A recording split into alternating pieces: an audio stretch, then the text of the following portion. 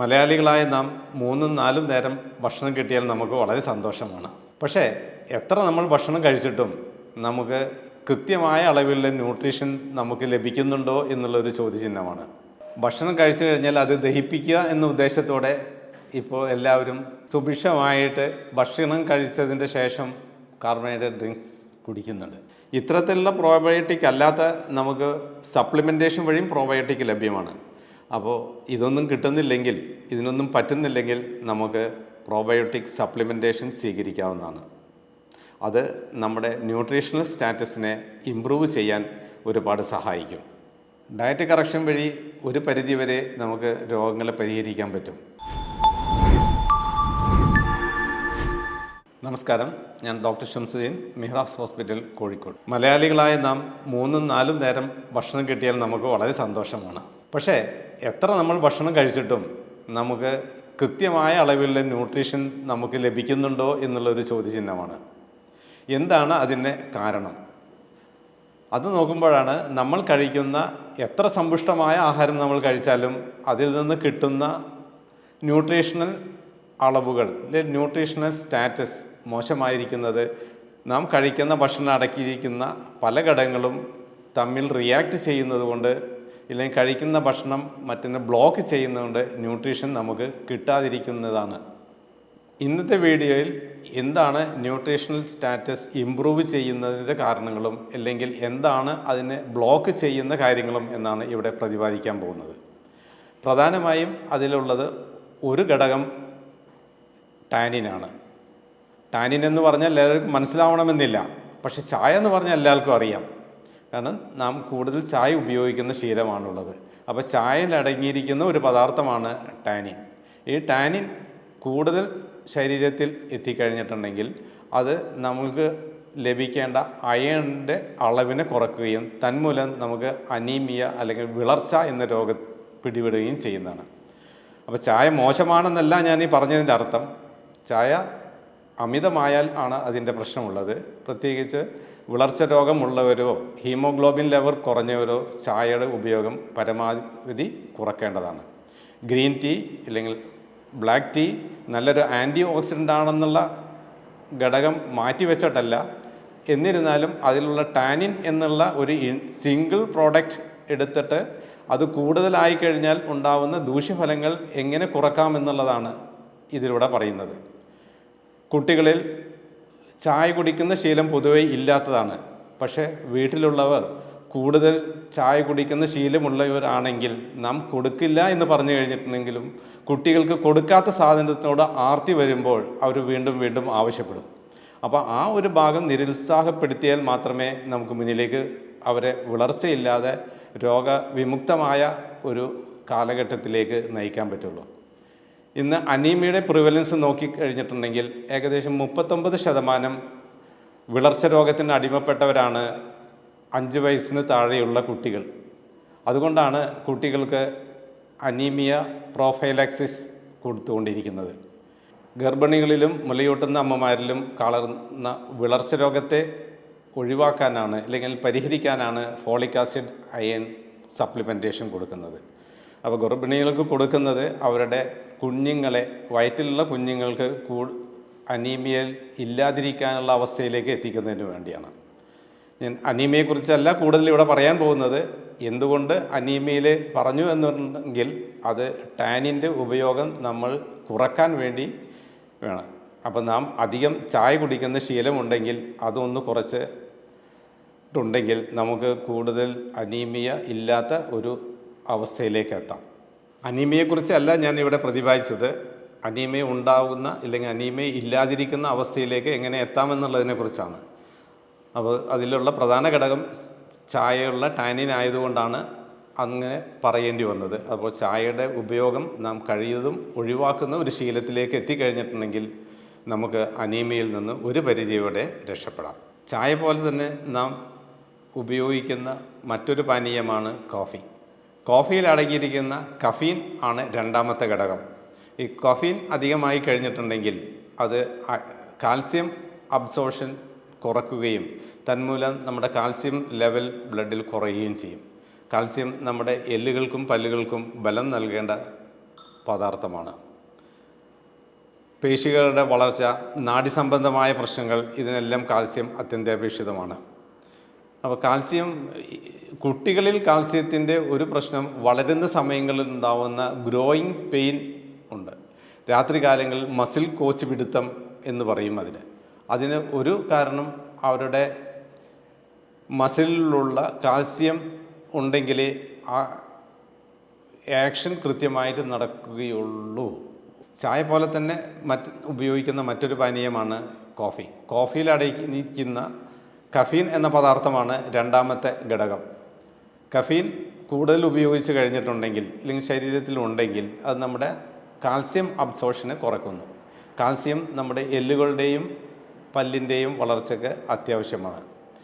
അത് കുട്ടികളിലും വലിയവരിലും അത് ആവശ്യമാണ്. അതേപോലെ തന്നെയാണ് ഈ മെനോപോസൽ സമയങ്ങളിൽ എല്ലിനുണ്ടാവുന്ന ബലക്ഷയം, ഓസ്റ്റിയോപോറോസിസ് ഉണ്ടാകുന്നതിനും ഒരു പ്രധാന ഘടകം നാം കഴിക്കുന്ന അല്ലെങ്കിൽ നമ്മുടെ അളവിൽ കൂടുതലുള്ള കഫീൻ ബ്ലഡിലുള്ളത് കൊണ്ടാണ്. അപ്പോൾ കോഫി നല്ലതാണ്, ഒരു ബെറ്റർ പാനീയമാണ്, ഉന്മേഷം കിട്ടും, സ്റ്റിമുലേഷൻ കിട്ടും. എന്നിരുന്നാലും അതിൻ്റെ എക്സസ് ഉപയോഗം ചായ പോലെ തന്നെ വന്നു കഴിഞ്ഞാൽ നമുക്ക് ഇത്തരത്തിലുള്ള പല ഘടകങ്ങളും, ന്യൂട്രിയൻസ്, എസൻഷ്യൽ എലിമെൻറ്റ്സ് എല്ലാം നമുക്ക് കിട്ടാതിരിക്കുന്ന അവസ്ഥയിലേക്ക് എത്തുന്നു. അത് നമ്മുടെ ഭക്ഷണത്തിനെ അത് ബ്ലോക്ക് ചെയ്ത് അതിൻ്റെ അബ്സോർഷൻ കുറയുന്നതുകൊണ്ട് നമ്മളുടെ കാൽസ്യം ലെവൽ കുറക്കുന്നു. അതുപോലെ തന്നെ കഫീൻ നമ്മളുടെ മാഗ്നീഷ്യത്തിൻ്റെ ലെവലും കുറക്കുന്നുണ്ട്. മാഗ്നീഷ്യം നമുക്ക് ആവശ്യമായിട്ടുള്ള വസ്തുവാണ്. കാൽസ്യം പോലെ തന്നെ മസിൽ ആക്ഷനും നെർവ് ആക്ഷനും എല്ലാം നടക്കണമെങ്കിൽ നമുക്ക് മാഗ്നീഷ്യം വേണം. കഫീൻ ബ്ലോക്ക് ചെയ്യുന്ന മറ്റൊരു ഘടകമാണ് മാഗ്നീഷ്യം. മാഗ്നീഷ്യം നമുക്കെല്ലാം ആവശ്യമാണ്. മാഗ്നീഷ്യം നമ്മുടെ മസിൽ ഡെവലപ്മെൻറ്റിനും ന്യൂറൽ ഡെവലപ്മെൻറ്റിനും ആവശ്യമായിട്ടുള്ള ഘടകം. കഫീൻ കൂടുതൽ ചെന്ന് കഴിഞ്ഞിട്ടുണ്ടെങ്കിൽ അതിൻ്റെ മാഗ്നീഷ്യത്തിൻ്റെ അബ്സോർഷൻ ബ്ലോക്ക് ചെയ്യുന്നതുകൊണ്ട് മാഗ്നീഷ്യം ലെവൽ കുറക്കുന്നു. ചായ കാപ്പി കുടിക്കരുതെന്നല്ല പറയുന്നത്. വിളർച്ച, ഓസ്റ്റിയോപോറോസിസ് മുതലായുള്ള രോഗികൾ ചായ കാപ്പി ഉപയോഗിക്കുന്നതിൻ്റെ തോത് കുറയ്ക്കുകയും അത്തരത്തിൽ കുറച്ച് കഴിഞ്ഞിട്ടുണ്ടെങ്കിൽ ആ രോഗത്തിൽ നിന്ന് നമുക്ക് പിടിപെടാതിരിക്കാനോ ഇല്ലെങ്കിൽ അതില്ലാതാക്കാനോ നമുക്ക് സഹായിക്കാൻ പറ്റും. കാപ്പി ചായ പോലെ തന്നെ മറ്റൊരു പാനീയമാണ് മലയാളികളിൽ പൊതുവെ ഇപ്പോൾ ഉണ്ടായിക്കൊണ്ടിരിക്കുന്ന ശീലം, സോഫ്റ്റ് ഡ്രിങ്ക് അല്ലെങ്കിൽ കാർബണേറ്റഡ് ഡ്രിങ്ക്സ്. ഭക്ഷണം കഴിച്ചു കഴിഞ്ഞാൽ അത് ദഹിപ്പിക്കുക എന്ന ഉദ്ദേശത്തോടെ ഇപ്പോൾ എല്ലാവരും സുഭിക്ഷമായിട്ട് ഭക്ഷണം കഴിച്ചതിൻ്റെ ശേഷം കാർബണേറ്റഡ് ഡ്രിങ്ക്സ് കുടിക്കുന്നുണ്ട്. കാർബണേറ്റഡ് ഡ്രിങ്ക്സ് അടങ്ങിയിരിക്കുന്ന ആൽക്കലൈൻ നേച്ചറാണ്. നമ്മുടെ സ്റ്റൊമക്കിന് ആവശ്യമായിട്ടുള്ളത് pH അസിഡിറ്റിയാണ്. 1.5 to 3 ആണ് നമ്മുടെ സ്റ്റൊമക്ക് ആസിഡിൻ്റെ pH. അവിടെയൊക്കെ കാർബണേറ്റഡ് ഡ്രിങ്ക് ചെന്ന് കഴിഞ്ഞിട്ടുണ്ടെങ്കിൽ ആ എൻവയറണമെൻറ്റ് മാറുകയും അവിടെ ആൽക്കലിറ്റി ആവുകയും ചെയ്യും. ആൽക്കലിറ്റി വന്നു കഴിഞ്ഞിട്ടുണ്ടെങ്കിൽ നമുക്ക് ആവശ്യമായുള്ള പദാർത്ഥങ്ങൾ പലതും അവിടെ നമുക്ക് അബ്സോർബ് ചെയ്യാൻ പറ്റാത്ത ഒരവസ്ഥയിലേക്ക് എത്തിപ്പെടുകയാണ്. തന്മൂലം നമുക്ക് കാൽസ്യം, മാഗ്നീഷ്യം, സിങ്ക്, പ്രോട്ടീൻ തുടങ്ങിയ ഭക്ഷണങ്ങളുടെ ഇല്ലെങ്കിൽ അതിൻ്റെ അബ്സോർഷൻ കുറയുകയും അതുവഴി വീണ്ടും നാം അനീമിയോ കാൽസ്യം കുറഞ്ഞതോ മാഗ്നീഷ്യം കുറവോ ആയുള്ള അവസ്ഥയിലേക്ക് എത്തുന്നു. ഇതിൻ്റെ ഒരു പരിഹാരമെന്ന് പറയുന്നത് നാം കാർബണേറ്റഡ് ഡ്രിങ്ക്സിൻ്റെ ഉപയോഗം കുറക്കുക ഇല്ലെങ്കിൽ ഒഴിവാക്കുക എന്നുള്ളതാണ്. പക്ഷേ ഇന്നത്തെ ഈ ഫാസ്റ്റ് ഫുഡിൻ്റെ കാലഘട്ടത്തിൽ എല്ലാവരും കൂടുതൽ അതിലേക്ക് പോയിക്കൊണ്ടിരിക്കുന്ന സന്ദർഭത്തിൽ അത് കുറക്കാൻ പറഞ്ഞു കഴിഞ്ഞിട്ടുണ്ടെങ്കിൽ അത് ഇക്കാലഘട്ടത്തിൽ ജീവിക്കുന്നവരല്ല എന്നുള്ളൊരു തോന്നലുള്ളത് കൊണ്ടാണോ എന്നറിയില്ല, പലരും അതിലേക്ക് ശ്രദ്ധിക്കുന്നില്ല. അപ്പോൾ ആ ഒരു ശീലം മലയാളികളുടെ പണ്ടത്തെ ഭക്ഷണ രീതിയിലേക്ക് മടങ്ങണമെന്നല്ല, എങ്കിലും നാം പ്രകൃതിദത്തമായ ഭക്ഷണശീലം ആശ്രയിക്കുകയും പാശ്ചാത്യ ശീലമോ ഇല്ലെങ്കിൽ ജങ്ക് ഫുഡ് എന്നുള്ള പരിപാടിയിൽ നിന്ന് ഒരു പരിധിവരെ മാറി നിൽക്കുകയോ ചെയ്തിട്ടുണ്ടെങ്കിൽ നമുക്ക് ഈ ന്യൂട്രീഷണൽ ഡെഫിഷ്യൻസിയിൽ നിന്ന് നമുക്ക് മോചിതരാവാം. പാനീയങ്ങളിൽ എന്ന പോലെ തന്നെയാണ് മറ്റൊരു പദാർത്ഥമാണ് ക്രൂസിഫറസ് വെജിറ്റബിൾസ്. ക്രൂസിഫറസ് വെജിറ്റബിൾ നാം വേവിച്ച് കഴിച്ചിട്ടുണ്ടെങ്കിൽ പ്രശ്നങ്ങളില്ല.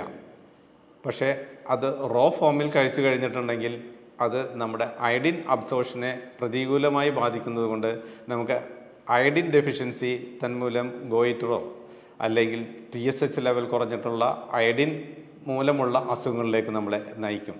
അതിൻ്റെ പരിഹാരം ക്രൂസിഫറസ് വെജിറ്റബിൾ കഴിക്കണ്ട എന്നല്ല, അത് കഴിക്കുന്നത് നാം വേവിച്ച് പാചകം ചെയ്ത് കഴിക്കുകയാണെങ്കിൽ പ്രശ്നങ്ങളില്ല. അത് പച്ച കഴിക്കുമ്പോഴാണ്, റോ ഫോമിൽ കഴിക്കുമ്പോൾ മാത്രമേ പ്രശ്നങ്ങളുള്ളൂ. ഏതൊക്കെയാണ് ക്രൂസിഫറസ് വെജിറ്റബിൾസ് എന്ന് നോക്കി കഴിഞ്ഞിട്ടുണ്ടെങ്കിൽ കാബേജ്, കോളിഫ്ലവർ, ബ്രൊക്കോളി എന്നിവയാണ് പ്രധാനമായും അതിൽ വരുന്നത്.